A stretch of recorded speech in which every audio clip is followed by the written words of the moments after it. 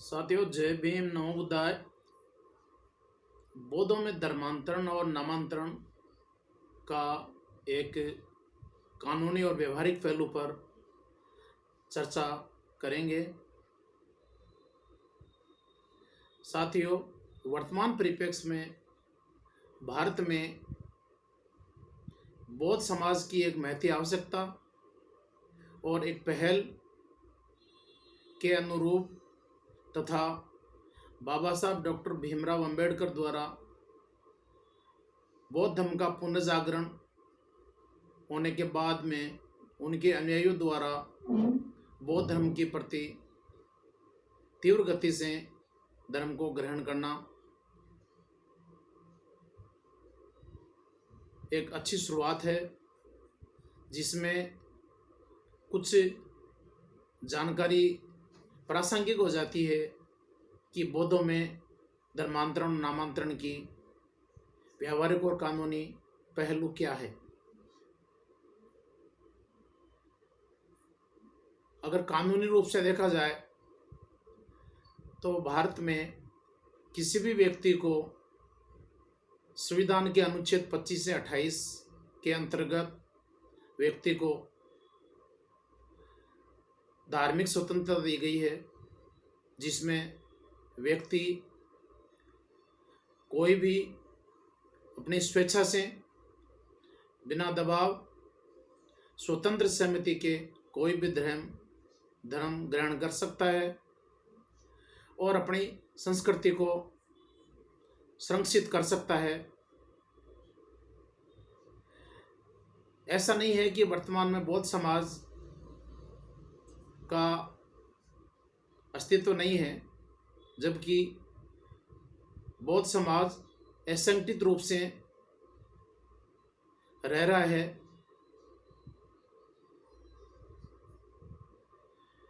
बौद्ध समाज के लिए हर व्यक्ति को सभ्य समाज में रहने के लिए धर्म की आवश्यकता होती है, क्योंकि उससे उसकी एक पहचान होती है, उसके रिचुअल्स तय होते हैं, उसके रीति रिवाज, कस्टम्स, उसकी अभिव्यक्ति आदि सभी नैतिकता आदि धर्म से ही तय किया जाते हैं। इसलिए हर व्यक्ति को धर्म की एक आवश्यकता महसूस होती है। और संस्कारों में विशेष रूप से जब जन्म, मरण और परण के मुख्य संस्कारों में आवश्यकता होती है, तो उनको इस तरह के संस्कारों में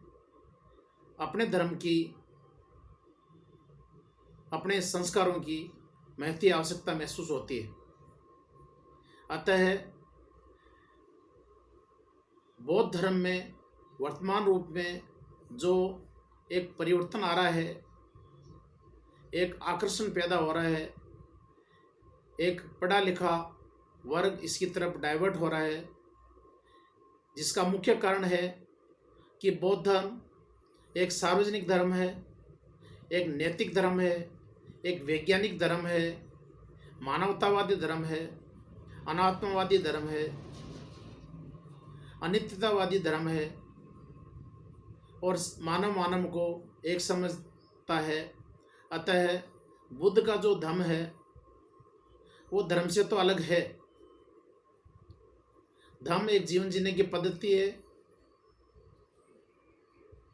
लेकिन व्यवहारिक रूप से सार्वजनिक भाषा में हम साधारण बोलचाल में धर्म के रूप में ही इसको उल्लेखित करते हैं।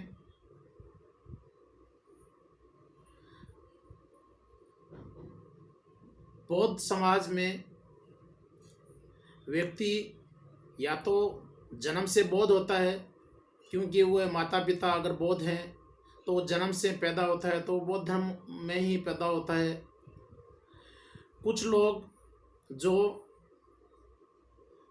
बौद्ध धर्म का आचरण करते हैं, बाबा साहब की दी हुई 22 प्रतिज्ञाओं को मानता है, अपने आचरण में बौद्ध धर्म को अपनाता है और एक धर्म के प्रति समर्पित होते हुए घोषणा करता है कि मैं बौद्ध हूँ, और आवश्यकता पड़ने पर इस तरह का एक शपथ पत्र प्रस्तुत करता है, तो भी वो बोध कहलाएगा। और तीसरा जो बिंदु है कि व्यक्ति को धर्मांतरण की आवश्यकता महसूस होती है, जिसका तात्पर्य ये है कि वो कभी अभी वर्तमान में किसी एक व्यवस्था और एक धर्म का अभिन्न अंग है, चाहे वो जन्म से हो, लेकिन उसको स्वतंत्रता है कि वो अपना धर्म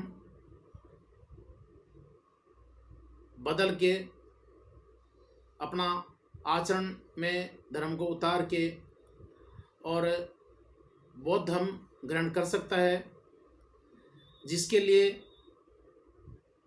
वह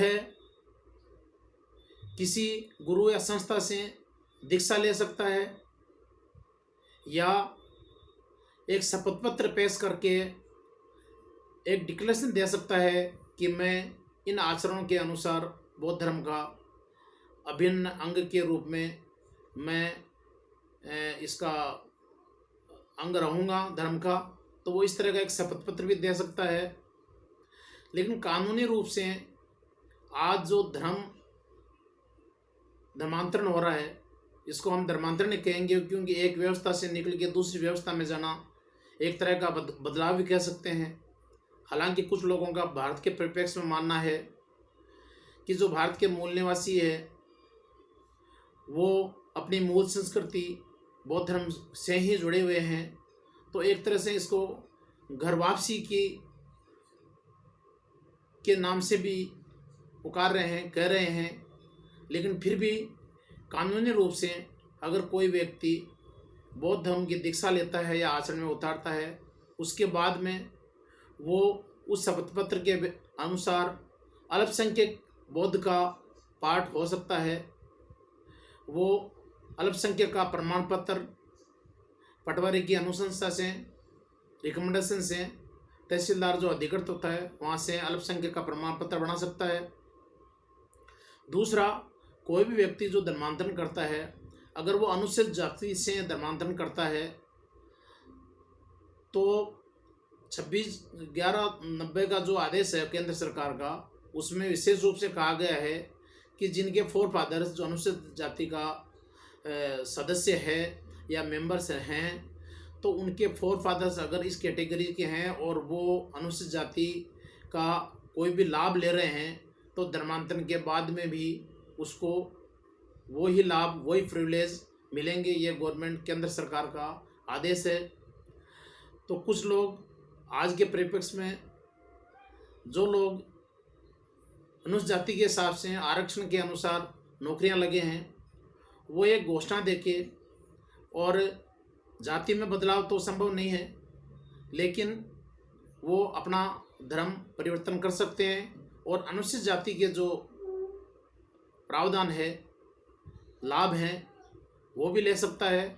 अगर कोई व्यक्ति अल्पसंख्यक का लाभ ले तो उसका लाभ भी ले सकता है, और किसी को किसी तरह का लाभ नहीं लेके सामान्य बौद्ध के रूप में अपना जीवन यापन करना चाहे, उस आचरण पर चले तो भी चल सकता है, किसी तरह का प्रतिबंध नहीं है।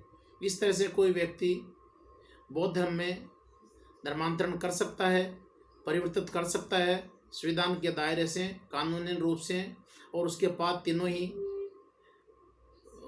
वैकल्पिक व्यवस्था है कि वो किसी भी रूप में करें, किसी भी रूप को माने। दूसरी बात, नामांतरण व्यवस्था के अंदर अगर नामांतरण धर्मांतरण के अनुसार अनिवार्य नहीं है, कोई व्यक्ति अगर अपना नाम बदले तो उसके लिए उसको राज्य सरकार या केंद्र सरकार के जो गवर्नमेंट गजट है उसकी प्रक्रिया को फॉलो करना पड़ता है।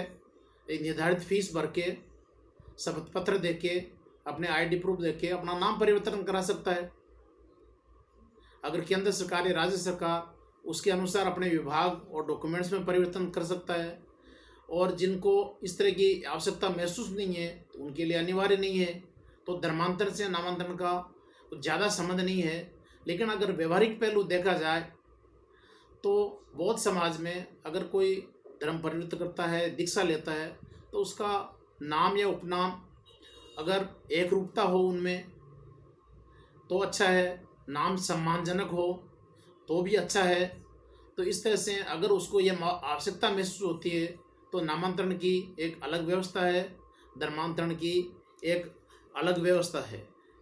क्योंकि बौद्ध समाज में जातियाँ नहीं होती है, लेकिन अगर उसको अनुसूचित जाति का लाभ लेना है तो अलग अलग स्टेट्स के अलग अलग प्रावधान हैं। जैसे कई जगह नवबौद्ध लिख के भी अनुसूचित जाति का लाभ ले सकता है। कुछ स्टेट्स के अंदर जो उसकी उद्गम जाति है, जिस अनुसूचित जाति जिस कैटेगरी में आता है, उस कैटेगरी का उल्लेख करते हुए धर्म के अंदर वो अपना बौद्ध लिख सकता है और उसका लाभ ले सकता है। तो कुछ जगह व्यवस्था है, हर स्टेट्स की अलग अलग एक व्यवस्था होती है जहाँ जिससे धर्मांतरण की आवश्यकता है। तो कुछ स्टेट्स के अंदर प्रशासन से अनुमति लेने की आवश्यकता होती है, कुछ स्टेट के अंदर सिर्फ घोषणा करना होता है कि मैं बिना दबाव अपनी स्वेच्छा से ये परिवर्तन कर रहा हूँ। तो जो सरकार के मापदंड है उनको उसको पूरा करना पड़ता है। दूसरा, बौद्ध धर्म के अगर कानूनी पहलू को दिया जाए तो बौद्धों के जो रीति रिवाज है, जो पर्सनल लॉ है, व्यक्तिगत कानून है, वो हिंदू विधि के अनुसार ही चलता है, उसी से संचालित है।